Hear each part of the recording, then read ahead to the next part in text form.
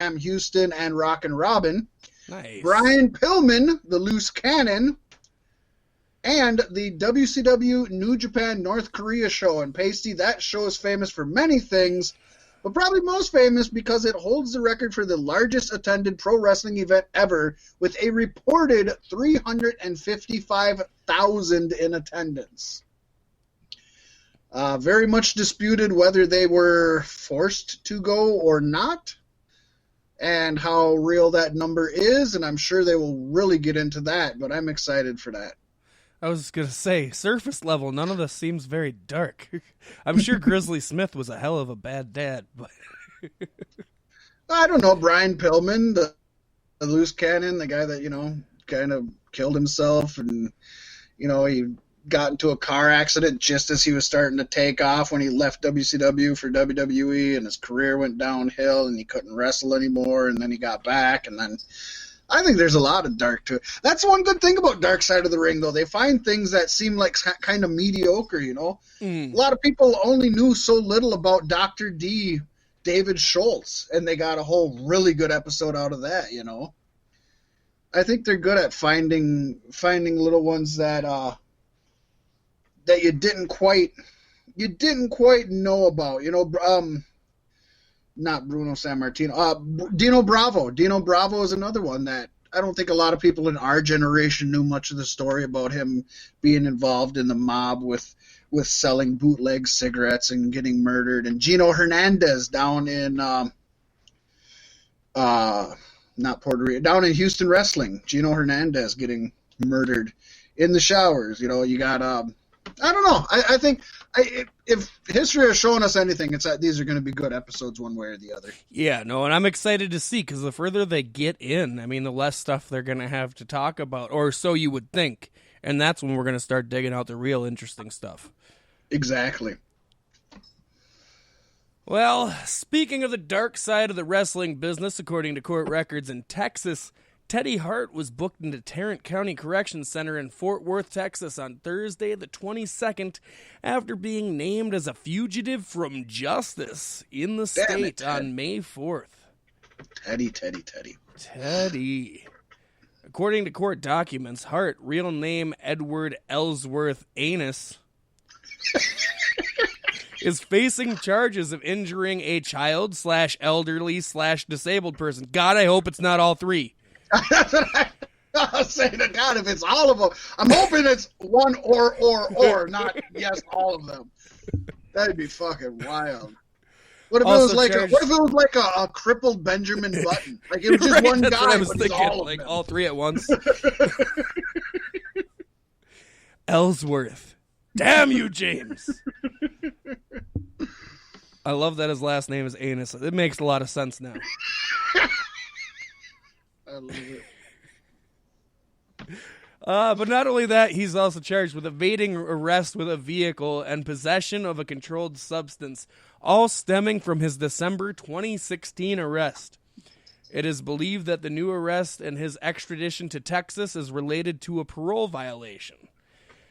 As we have covered over the year, Hart has been arrested multiple times, starting with a February arrest for possession of narcotics with the intent to sell or distribute, and in March related to a domestic violence incident involving girlfriend Maria Manick.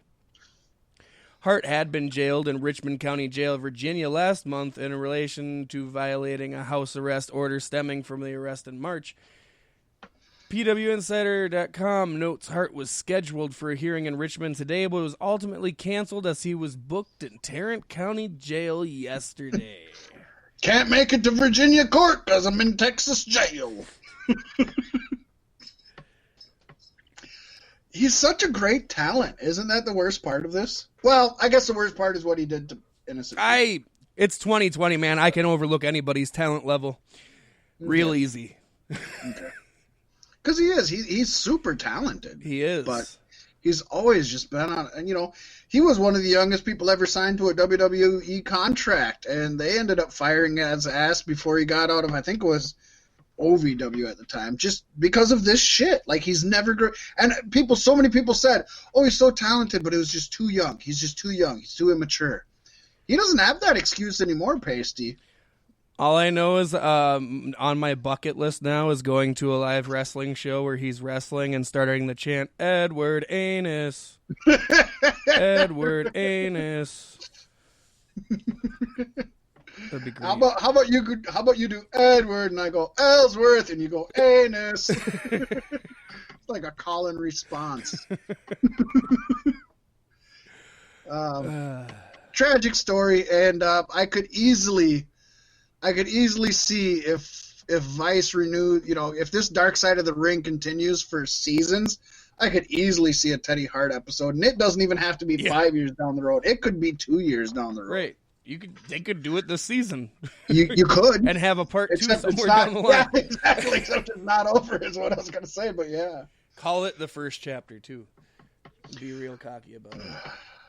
Well, Paystee, some people do horrible things, some people do really good things, and we need to honor the people that do good things. And, well, that brings us to WWE because they have been named 2019 Corporation of the Year in the PR News CSR, which is Corporate Social Responsibility, and Nonprofit Awards. The awards were revealed just this week, but are for 2019 campaigns and efforts. 2020 has been so hectic they haven't even had time. We're not raising money for kids with cancer. We're having hard enough time paying ourselves. Right. WWE won the overall Corporation of the Year award. Honorable mentions in that category were eBay, Jably, and Warner Brothers Entertainment. And no, I was not mispronouncing Studio Ghibli. It's Jably. I don't know what it is. It's Jabil. Jable. Shorty J. Some call him Jable. WWE received an honorable mention in the social good / responsibility campaign category for their partnership with UNICEF Kid Power. Social good / responsibility. It's a good thing they're not looking at any other business practices. And in the corporate partnership category for teaming with 2K to partner with the Leukemia and Lymphoma Society in the fight against cancer. And Have you played the recent WWE 2K games? Those games are made to give you cancer. What are you talking about? They might, but I want 2K to come out with a fucking leukemia and lymphoma fight against cancer where you're like, it's like Double Dragon, but instead of Bimmy and Jimmy, you're leukemia and lymphoma. And you're taking on the various cancers. So you eventually have to kill yourselves? Well, yeah, it's like at the end of Double Dragon. Remember, Jimmy had to face Bimmy because he was actually the bad guy. It was him. It was me all along, Jimmy. It's anus cancer. There's Teddy Hart coming to... Teddy Hart would look great in the NES Double Dragon game, wouldn't he? I love He reminds me of like the first Hart. boss in the factory, like when you go in that door and there's the conveyor belt Bobo? that's moving. That's Teddy Hart. A Bobo? Yeah. A Bobo. I like the fact that you see here comes Teddy Hart to stop leukemia and lymphoma, but he's the bad guy. Come to put a stop to leukemia and lymphoma. No. It's good stuff. It's great stuff. It is good stuff. Stephanie McMahon took to Twitter and reacted to the news of being honored by PR News, and then AEW wrestler Jake Hager responded to Stephanie's tweet and knocked the company out. He wrote, laughing my ass off, I guess lying about over $37 million in quarterly profits so you can fire over 300 people during a worldwide pandemic is a category for an award. And then he tagged Andrew Yang, who has spoken out against WWE due to their use of the term independent contractors. Lack of health care and their new policy on ending unauthorized superstar activity with third-party platforms, as well as calling WWE fucking greedy. And was responded, time will change under new leadership. Thumbs up emoji, US flag emoji. I like what Andrew Yang is doing, but every interview I watch, he says literally the exact same thing, and so I don't think he's going to do anything about it. No, he won't. No, Come on. No. It's really bad. In a world, in a year of horribly bad politics, Yeah, I don't buy it, Yang. I'm sorry. Can we just admit in all the years, and this goes back to the 80s, when back to the 70s when 80s I think was when he started to, Jesse Ventura wanted to start a union in pro wrestling, and Hulk Hogan and Vince shut him down. In all the years since the 80s, the only person to even make a small amount of ground in raising awareness for pro wrestlers' needs is John Oliver. Yeah.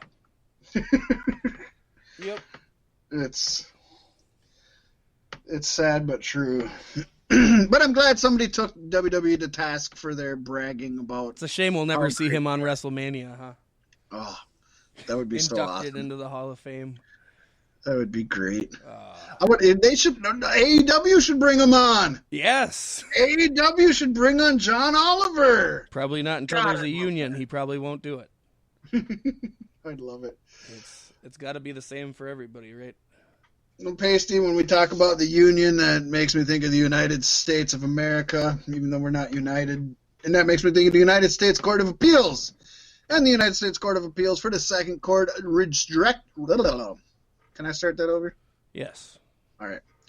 United States Court of Appeals for the Second Court rejected attorney Constantine W. Kairos' appeal in his recent courtroom loss to the WWE. Over the past 6 years, Kairos has represented several former WWE talents, alleging that WWE was not transparent regarding its knowledge about CTE damage to its performers. Kairos' failing to appeal the recent verdict against him will mean that he has to pay WWE for their legal fees and, quote, other troubles. We are told that WWE is seeking around $560,000, but that the amount will increase to include the cost of the hearing, which must be held in order for the court to establish the amount it will order to pay him. God, I love courts, how they do that. It's like, well, it's 560, but you got to come to court for us to tell you have to pay the 560, but then we're going to make you pay for that also.